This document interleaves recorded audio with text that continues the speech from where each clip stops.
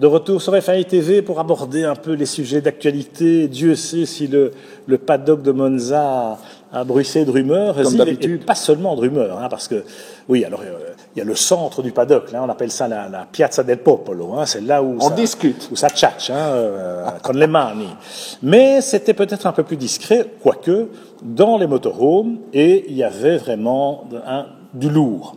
Parce que la F1 est un tournant, et là, il y a un vrai problème, je dirais, existentiel pour l'écurie McLaren, pour Fernando Alonso, qui est quand même un des monuments des pilotes de F1, pour Honda, qui est quand même un constructeur qui a un prestige, qui a un passé en F1, qui a un palmarès, et on sent un malaise. On sent un malaise parce que, voilà, Honda, ils n'arrivent toujours pas à délivrer, hein, ils ont encore cassé des moteurs et des MG-UK, MG-UH ou des turbos, tout ce que vous voulez, à longueur de week-end. Alors certes, tout le monde a pris ses pénalités pour préparer Singapour, parce que tout le monde espère, enfin, ces équipes comme McLaren ou Red Bull, par exemple, ou Renault, espèrent briller à Singapour. Non, la problématique, Ziv, c'est McLaren-Honda, divorce oui ou non. On sait qu'il n'y a pas d'alternative, c'est-à-dire que si c'est McLaren-Renault, il faut que Toro Rosso prenne le moteur Honda, parce qu'on ne peut pas imposer une quatrième équipe à Renault. Et on a beaucoup parlé de ça ce week-end. Oui, on n'a parlé que de ça, et tout le monde est monté au créneau. Hein. Même Jean Todt est venu pour dire que Honda devait rester. Effectivement, même pour Liberty Media, c'est essentiel qu'un constructeur si grand comme Honda et si prestigieux reste en Formule 1. Il faut qu'ils soient contents. Ils sont loin d'être contents, évidemment, de leur propre performance. Maintenant, l'équation est très, très compliquée parce qu'il y a des contrats en béton sur le long terme, parce que Renault n'est pas capable de fournir plus de 4 écuries, parce qu'il y a les problèmes de boîte de vitesse que McLaren devrait éventuellement fournir à Toro Rosso. Donc, pour moi, l'équation est très, très compliquée, trop compliquée.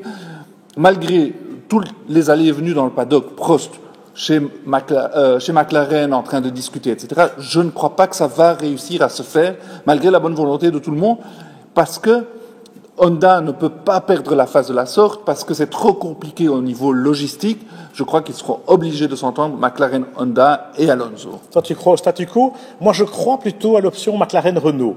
Alors, c'est un peu par défaut, hein. Mais ce qui était intéressant, ce que j'ai trouvé intéressant dans ces manœuvres dans le paddock de Monza, c'est que chez Red Bull, on se rend compte que finalement, c'est vrai que l'option Honda pour Toro Rosso, pourquoi pas, à la limite revendre l'écurie Toro Rosso à Honda, parce que la Scuderia Toro Rosso est à vendre, et que Red Bull peut peut-être réussir un coup.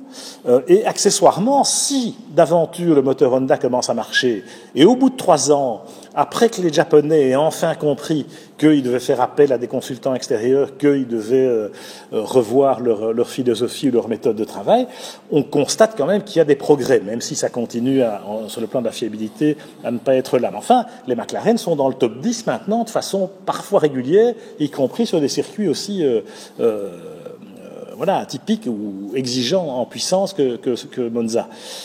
Du coup, chez Red Bull, on se dit au fond, pourquoi pas, on va prendre de l'argent, on va peut-être vendre le team, et d'aventure, si ça marche en 2019-2020, on peut récupérer un moteur d'usine avec Honda. Sachant qu'entre Red Bull et Renault, quand même, il y a toujours cette frustration, il y a toujours cette relation d'amour-haine, parce que, voilà, on est quand même mécontent chez Red Bull, on est persuadé qu'on a le meilleur châssis du monde et que c'est forcément la faute de Renault, etc., etc.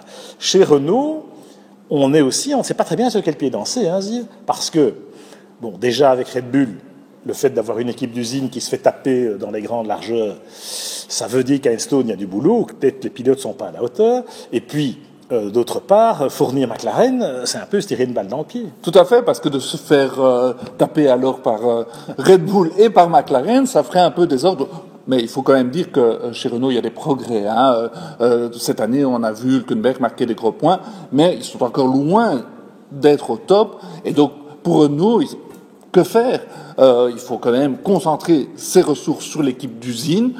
Pourquoi donner son moteur? Bon, c'est vrai que il peut y avoir des synergies intéressantes, mais rappelle-toi, tout ça est vraiment très très compliqué. Fred Vasseur, qui est arrivé chez Sauber, a cassé le contrat qu'il venait de signer avec Honda parce que c'était trop compliqué. Alors tout d'un coup, ce qui était compliqué pour Sauber ne va pas être compliqué pour Toro Rosso et pour Red Bull, d'autant plus que Red Bull Renault et Toro Rosso Renault font des grandes économies d'échelle Avec le moteur Honda, ça sera compliqué, il faudra tout en double. Oui, Donc, cela dit, si Honda compense économiquement, Yves, peut-être. je crois que ça arrange tellement de monde.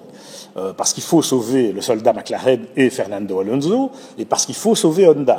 Et qu'Honda n'est pas en position de force pour dire non, non, nous on a un contrat avec McLaren, on veut rester avec McLaren. Non, ça fait 3 ans qu'ils sont à la rue, et que cette année-ci, encore plus que l'année dernière, ça va pas. Chez Renault, il y a quand même aussi un déficit de développement sur le moteur, parce que Ferrari est arrivé, Renault toujours pas. On s'interroge malgré tout. Alors, c'est peut-être pour l'année prochaine, ok, on espère.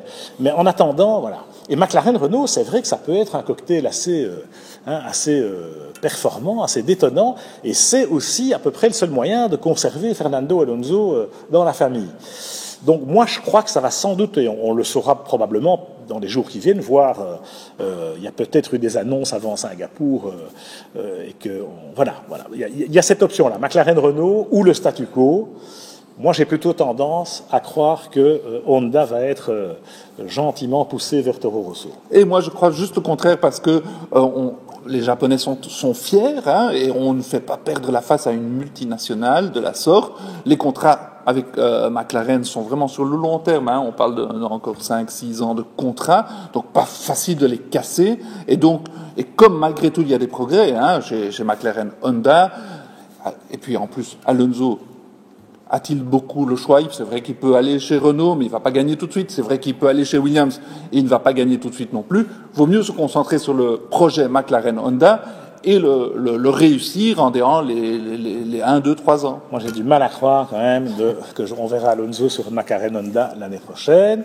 Maintenant, voilà, il y a effectivement les 2 options sur la table. Elles seront probablement officialisées l'une ou l'autre avant le prochain rendez-vous à Singapour, le prochain Grand Prix, le prochain week-end.